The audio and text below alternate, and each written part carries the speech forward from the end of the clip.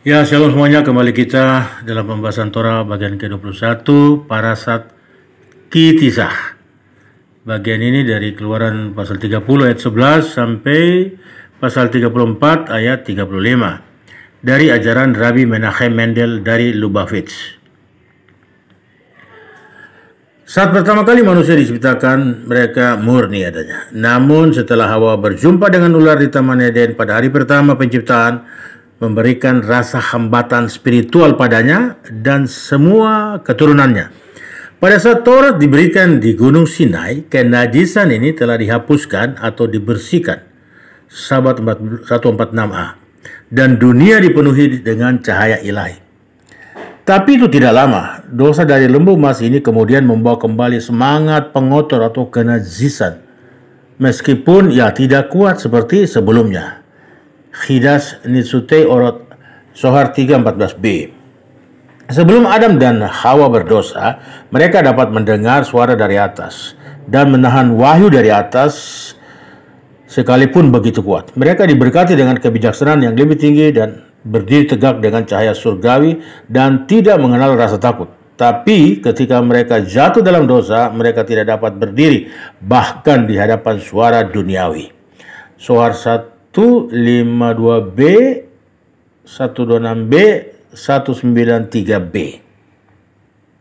Hal serupa terjadi kemudian dengan orang Israel. Ketika Israel berdiri di depan Gunung Sinai, kenajisan ular telah disingkirkan atau dibersihkan dari mereka.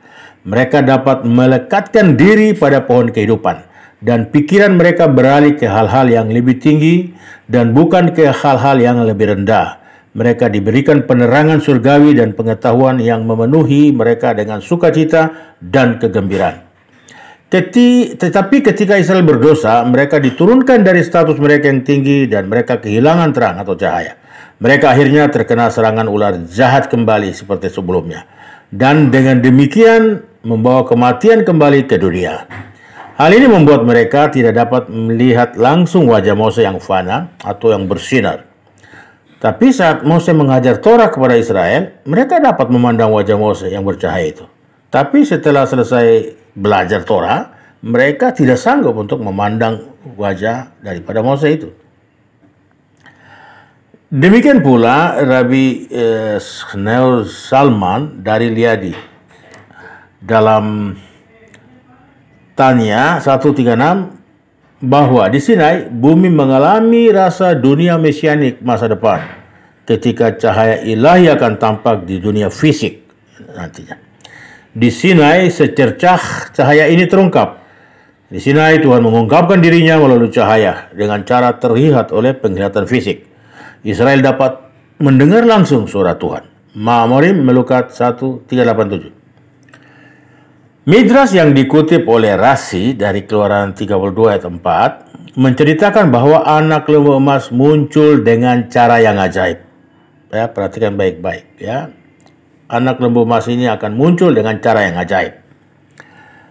Banyak orang campuran atau orang-orang Mesir yang bertobat kemudian diizinkan Mose untuk ikut dengan orang Israel pada saat eksodus mereka dari Mesir. Nah, mereka ini melemparkan pelat logam dengan kata-kata bangkitlah lembu dalam bahasa Ibrani, aleisur, yang tertulis di atasnya dengan emas yang telah dikumpulkan. Plat logam inilah yang digunakan oleh Mose untuk mengangkat tulang-tulang Yusuf yang disebut lembu. Ya, Ulangan 33:17 di sana Yosef disebut lembu agung ya. Nah, ketika plat logam ini dipegang oleh Mose, kemudian membuangnya ke atas sungai Nil dengan berkata, bangkitlah Yosef. Maka peti jenazah Yosef pun muncul ke permukaan sungai Nil. Nah, orang campuran ini atau orang-orang Mesir yang bertobat ikut Israel ini, yang banyak ini, kemudian mengambil plat ini dan menggunakannya kemudian untuk membangkitkan anak lembu emas. Perhatikan baik-baik, mereka membangkitkan anak lembu emas, bukan membuat anak lembu emas, bukan menempa anak lembu emas dari emas ini, tidak. Tapi begitu mereka melemparkan plat logam ini ke dalam api yang sudah ada emasnya di sana, kemudian anak lembu emas muncul dalam bentuk yang sempurna. Ya, hal ini bisa kita lihat di Keluaran 32 ayat 21, 22, 23. Sana dikatakan, lalu berkatalah Moses kepada Harun, apakah yang dilakukan bangsa ini kepadamu, sehingga engkau mendatangkan dosa yang sebesar itu kepada mereka? Tapi jawab Harun, janganlah bangkit amarah tuanku. Engkau sendiri tahu bahwa bangsa ini jahat semata-mata. Mereka berkata kepadaku, buatlah untuk kami ilah yang akan berjalan di depan kami. Sebab Moses ini, orang yang telah memimpin kami keluar dari Mesir, kami tidak tahu apa yang telah terjadi dengan dia. Lalu aku berkata kepada mereka, siapa yang mempunyai emas haruslah mendanggalkannya. Mereka memberikannya kepadaku dan aku melemparkannya ke dalam api dan keluarlah anak lembu ini. Jadi ketika dilemparkan, anak lembu secara dalam bentuk yang sempurna muncul, tidak ditempa, tidak menggunakan alat, tetapi betul-betul muncul, ya, keluar dari dalam api itu, bangkit keluar. Saya perlu jelaskan ini, ya, ini campuran orang banyak atau orang Mesir yang bertobat, yang menemani orang-orang Yahudi dalam eksodus mereka dari Mesir. Nah, karena motif mereka untuk pertobatan tidak murni, mereka terkesan karena kemenangan orang Yahudi atas orang Mesir daripada manfaat menyembah satu Tuhan, ya, atas penyembahan berhala, ya. Mereka adalah penyebab banyak penderitaan yang dialami oleh orang Yahudi dalam perjalanan gurun mereka. Yang pertama dan paling keji dari contoh ini adalah dosa anak lembu emas. Oleh karena itu, Arizal menjelaskan dalam ayat Sa'ar HP Kim, lembu mengenal tuannya, tapi Israel tidak mengetahui. Umatku tidak memahaminya. Yesaya 1 ayat 3. Ia menjelaskan bahwa plat logam itu berisi nama ilahi yang dieja Yod Lamed Yod, yang merupakan nama yang mana melaluinya lembu agung ditopang dan dibimbing. Nama ini adalah nama kedua dari 72 nama Tuhan. Jadi lembu mengenal tuannya berarti anak lembu itu sendiri tahu bahwa dia muncul dari nama suci yang ada di atas plat logam. Tapi Israel tidak tahu. Mereka tidak memikirkan asal-usul anak lembu itu dari mana. Nama Yod Lamed Yod muncul sebagai huruf pertama dari kata Israel tidak tahu. Israel lo yada. Huruf pertama dari kata bangsaku tidak berpikir, Ami lo hisbonan, membentuk kata aleh yang berarti bangkit, yaitu mereka tidak mengetahui dan merenungkan fakta bahwa anak lembu itu muncul aleh dengan kekuatan nama Yod Lamed Yod, dikutip dalam Ma'amori Melukat 3:2-3-5. Rabbi Dovber dari Lubavitch, Rebek kedua dari Chabad, menulis dalam Torah Chaim 1:13a bahwa terkadang kejahatan dari kecenderungan jahat menguasai manusia dan dia berdosa karena dari atas mereka telah menghasut kecenderungan jahat padanya untuk melakukan dosa ini. Ini didasarkan pada Midrash pada ayat, dalih yang dia atau Tuhan gunakan untuk melawan manusia itu luar biasa. Mazmur 66 ayat 5. Terjemahan ayat ini mengikuti Midrash Tanhuma Vayese 4. Pernyataan bahwa Tuhan mengatur manusia. Misalnya kata Midrash, Tuhan meminta Adam bertanggung jawab untuk memperkenalkan kematian ke dunia karena dosanya. Tapi sebenarnya malaikat maut sudah ada di hari pertama penciptaan. Ya, kita bisa lihat di Kejadian 1 ayat 2. Gelap gulita atau Hose menutupi samudera raya. Nah, ini mengacu pada malaikat maut yang menggelapkan wajah manusia. Ya, malaikat maut inilah gelap gulita atau Hose yang menutupi samudera raya.